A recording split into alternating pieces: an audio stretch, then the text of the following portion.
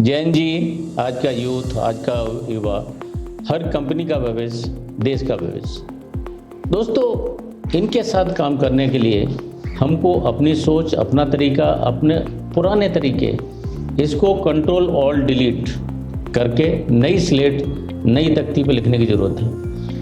दोस्तों, क्या है, जब ये पैदा हुए 97 ऑनवर्ड की जो जनरेशन है 2012 तक की, इनको जैन जी मोस्टली बोलते हैं। तो जो पहले की जो वर्कफोर्स थी, पहले के जो लोग थे, उनसे सोचने का तरीका अलग है। डिजिटल एज में पैदा हुए, दूसरा ज़माना देखा है। तो इनके साथ काम करने के लिए सबसे पहली चीज़ क्या है कि इनके एस्पिरेशंस बहुत हैं। उनके लिए काम सैलरी नहीं होती है, इनके लिए क्या होता है कि ये काम है, मीनिंगफुल है, पर्पसफुल है, लाइफ में कुछ किक देता है कि नहीं देता है।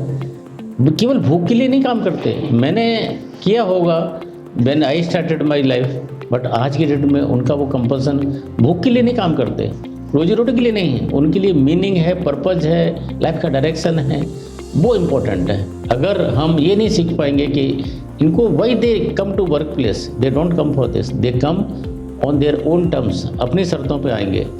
सबसे चीज़ क्या है कि आप देखेंगे MNC कंपनी में कल्चरल शिफ्ट हुआ है। वहाँ पर क्या है, एक बराबर की हिस्सेदारी माना जाता है, आपको कंट्रीब्यूटर माना जाता है, आपको ये बेगर नहीं माना जाता। कंट्रीब्यूटर क्या होता है कि जितनी मुझे ज़रूरत है, आपको ज़रूरत है, दोनों को ज़रूरत है, let us work together, let us move together.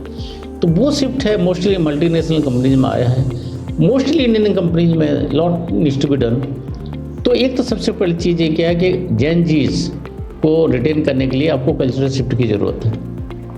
दूसरी चीज़ एटीट्यूड की ज़रूरत है। एटीट्यूड में शिफ्ट के लिए क्या करना चाहिए कि हम उनके जॉब दे के उनको मेहरबानी कर रहे हैं, बिल्कुल दिमाग से निकाल देना। तीसरी, उनके जो वर्क है उसमें ऑटोनॉमी देनी है और मीनिंग देना है। अगर केवल जस्ट रिपीटेटिव काम है, they will get bored and leave the work.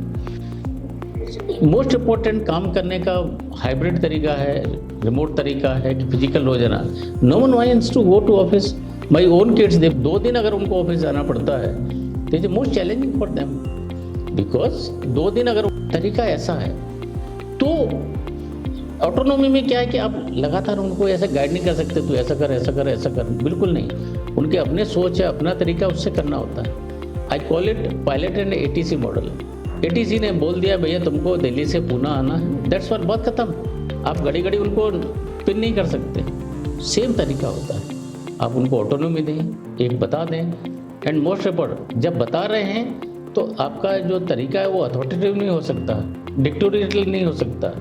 आपका एक कोऑपरेटिव तरीका होना चाहिए कि okay let us do it. और जब आप काम दे रहे हैं, जब उनको बात कर रहे हैं, तो उनका एक फीडबैक लेते हैं, उनसे कंट्रीब्यूट कर, उनको लगना चाहिए पूरी प्रोसेस में इन्वॉल्व है। अगर वो इमोशनली और अदरवाइज इन्वॉल्व नहीं है उस काम में, then it will very difficult for you to get the things done. तो उनको एक इन्वॉल्व करना, एक रास्ता दिखाना, एक पाथ दिखाना, इमोशनली इन्वॉल्व करना बहुत ज़रूरत होती है सब चीज़ों की।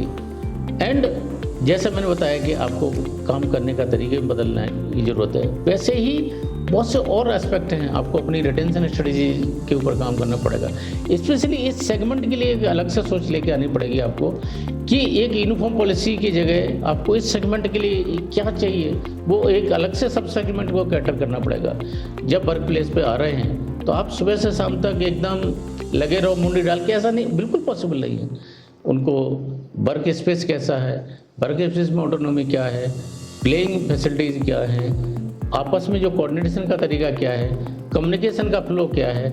कम्युनिकेशन बहुत क्रिप्स, बहुत इंस्टेंट होना चाहिए। लंबे लंबे कम्युनिकेशन में they will got sat you, but basically they are not interested.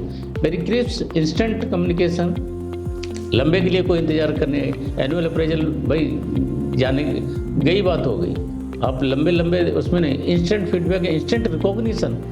अगर काम वो अच्छा कर रहे हैं, आपको इंस्टेंटली उनको रिकॉग्नाइज करने की ज़रूरत है। एंड मोस्ट इम्पोर्टेंटली दोस्तों, एक कोच की तरह काम करें, कि मेंटर की तरह काम करें। मोमेंट आप अगर उनसे बॉसी होना शुरू करेंगे, आप उनसे काम नहीं करवा सकते हैं। तो अगर हम इन सब चीज़ों को अगर समराइज़ करने की ज़रूरत है, तो क्या हम चाहेंगे, पहले अपनी सोच में बदलाव, आपके कल्चर में बदलाव, आपकी जो ऑटोनॉमी है उसमें बदलाव। सबसे इम्पोर्टेंट आपको बॉसी नेचर निकालना पड़ेगा, डिक्टेटोरियल निकालना पड़ेगा, एंड ये सोच लेके आना कि मुझे उनकी ज़्यादा ज़रूरत है, मैं उनके ऊपर कोई एहसान नहीं कर रहा हूँ। एंड दोस्तों, अगर वो स्ट्रेटजी आप लेके आ पाते हैं, बिकॉज जो आज जेन जी हैं कल मिडिल लेवल पर पहुँचेंगे, कल और आज के बाद फिर वो टॉप लीडरशिप पर पहुँचेंगे। तो अगर हम इस चीज़ को आज हैंडल नहीं कर पाते properly, that organization going to have very serious and severe challenge in the future. तो जैन जी एक ऐसा वर्ड है जो हमको सोचने को मजबूर करता है, हमको कोऑपरेट करने को मजबूर करता है, उनके साथ में रियलाइन करने को फोर्स करता है। So Jain ji means you need to think fresh, you need to align, you need to realign, you need to rethink, and if that comes, we can somehow think in their terms, then only we can move forward. Otherwise it is very challenging task for each one of us. If we are not able to align, we are heading for a disaster. With this I'll take your leave, but if you want to understand them, step into their shoes, otherwise it will be too late. Thank you. Stay blessed and jai Hind.